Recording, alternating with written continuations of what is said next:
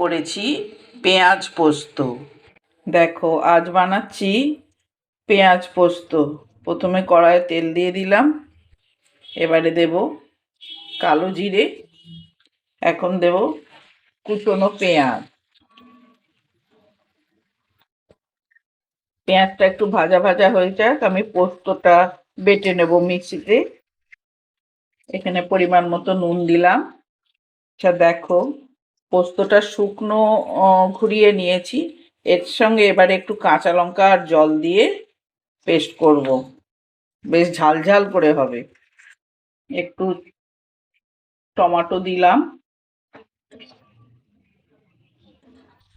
দেখো বন্ধুরা, মিহি করে পোস্তটা বেটে নিয়েছি, এর সঙ্গে কাঁচা লঙ্কাও দিয়েছি।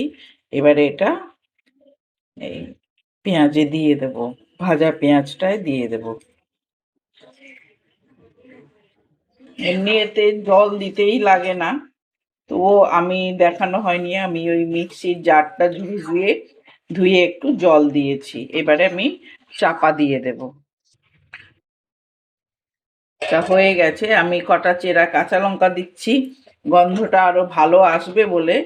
আর যার ঝাল কম লাগবে সে একটু মেখে খেতে পারবে। এটা কিন্তু আমার এখন হয়েই গেছে।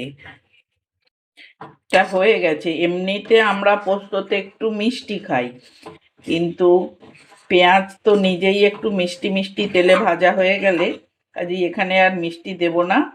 এবারে হয়ে গেছে, এখন দেব একটু কাঁচা সর্ষের তেল।